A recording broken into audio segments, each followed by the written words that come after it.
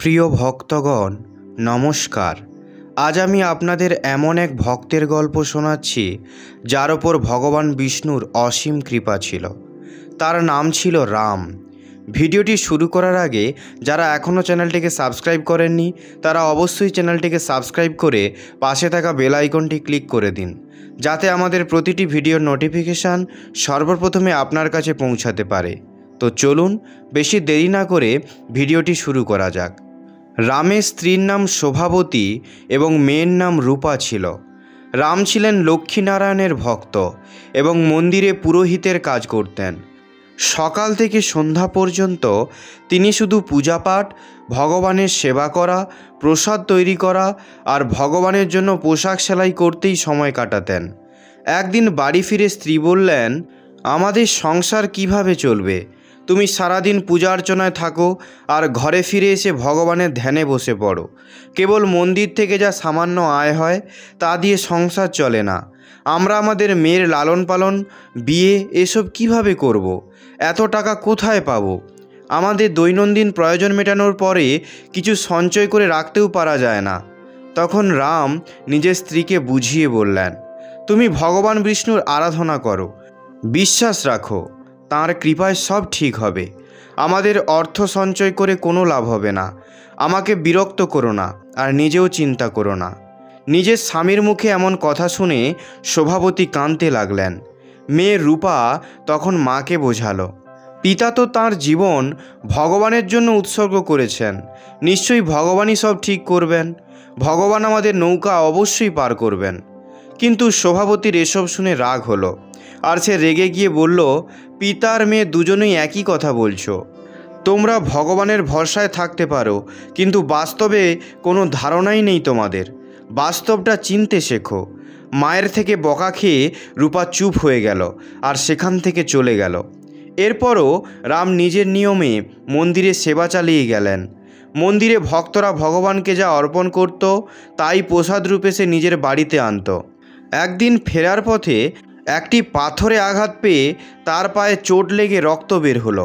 কষ্ট করে তিনি বাড়ি ফিরলেন।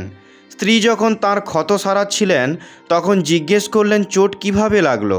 রাম বলল, আমি শ্রীহরির চিন্তায় ডুবেছিলাম, তাই পাথর চোখে পড়েনি, তাই আঘাত পেয়েছি।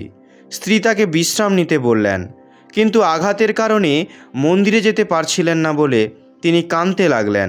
স্ত্রী ভাবলেন হয়তো ব্যথার জন্য কাঁদছেন। শোভাবতী জিজ্ঞাসা করায় রাম বললেন, না, আমি ব্যথার জন্য কাঁদছি না। আমার এই ভেবে কান্না পাচ্ছে যে আমার লক্ষ্মীনারায়ণের সেবা কে করবে, তার প্রসাদ কে বানাবে, পোশাক কে বদলাবে? স্ত্রী বললেন, মন্দিরে অন্য ভক্তরা আছে, তারা কিছু না কিছু ব্যবস্থা করে নেবে। কিন্তু রাম ঘরে বসে ব্যাকুল হয়ে উঠলেন। বাধ্য হয়ে তিনি বাড়ির আঙিনায় বসেই ভগবানের ধ্যান করতে লাগলেন। কয়েকদিন পরে ক্ষত সেরে গেল। তিনি আবার মন্দিরের সেবা শুরু করলেন। সময় কেটে গেল, রূপা বড় হলো, তার জন্য ভালো একটি বিয়ের প্রস্তাব এলো। স্ত্রী শোভাবতী রামকে বললেন, রূপার জন্য একটি ভালো বিবাহের সম্বন্ধ এসেছে। তখন রাম বললেন, ভগবানের যদি এটাই ইচ্ছা হয় তাহলে ঠিক আছে। শোভাবতী ওই পরিবারের সাথে কথা বলে বিবাহ প্রস্তাবে রাজি হয়ে গেল। একটি সমস্যা ছিল, টাকা না থাকলে বিয়ে কিভাবে হবে? রাম তার স্ত্রীকে বুঝিয়ে শান্তভাবে বললেন, যখন প্রভু ঘরে বসে প্রস্তাব পাঠালেন, বিয়ের আয়োজনও তিনিই করবেন, তুমি চিন্তা করো না। কিন্তু যখন বিয়ের আর দুদিন বাকি রইল আর বিয়ের খরচের কোনো ব্যবস্থাই হলো না, তখন স্ত্রী কাঁদতে কাঁদতে বললেন, কোথায় তোমার ভগবান বিষ্ণু? তিনি কেন আপনাকে ভুলে গিয়েছেন? এবার তো সারা সমাজে আমাদের অপমান হয়ে যাবে। এখন যদি বরযাত্রী ফিরে যায় তবে আমি প্রাণ দেব। রাম শান্ত স্বরে বললেন, এটা আমার মেয়ে নয়, শ্রীহরির কন্যার বিয়ে, তিনি অবশ্যই ব্যবস্থা করবেন, বিশ্বাস রাখো। পরের দিন আবারও শোভাবতী একই কথা বলল। তখন তার স্বামী আবার তাকে শান্ত করে বলল, ভগবান বিষ্ণু দয়ালু, তিনি ভক্তের ওপর অবশ্যই কৃপা করবেন। ঠিক তখনই দরজায় কেউ ধাক্কা দিল। বাইরে এক ব্যবসায়ী দাঁড়িয়েছিলেন। তিনি বললেন, আমি পাশের গ্রামের মানুষ। গতকাল আমাদের বাড়িতে তুলসী বিবাহ হয়েছিল। আমি তুলসী বিবাহের জন্য সমস্ত ধনসম্পত্তি জোগাড় করেছিলাম। বিবাহ সম্পন্ন হওয়ার পর সমস্ত বস্তু পণ্ডিতকে দান করতে হয়। তাই আমি আপনার কাছে এসেছি। সব দান দক্ষিণার সামগ্রী এখন আপনাকে দিতে হবে। অনুগ্রহ করে এসব গ্রহণ করুন। এ কথা শুনে শোভাবতী বিস্মিত হলেন, আর রাম এসব দেখে কেঁদে ফেললেন। শোভাবতীও কেঁদে স্বামীর থেকে ক্ষমা চাইলেন। এর পরের দিন রূপার বিয়ে ধুমধাম করে সম্পন্ন হলো। সেই দিন থেকে শোভাবতীও ভগবান লক্ষ্মী নারায়ণের অতি ভক্ত হয়ে গেলেন।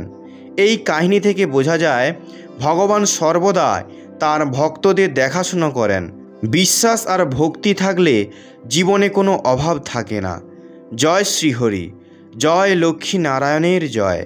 প্রিয় ভক্তগণ, আপনাদের যদি এই কাহিনীটি ভালো লেগে থাকে তাহলে ভিডিওটিতে একটি লাইক করে কমেন্টে জয় শ্রীহরি, জয় লক্ষ্মী নারায়ণের জয় অবশ্যই লিখে দেবেন।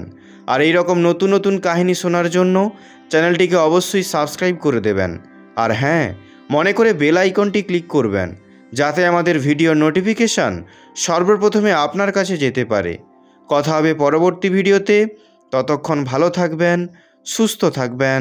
ধন্যবাদ।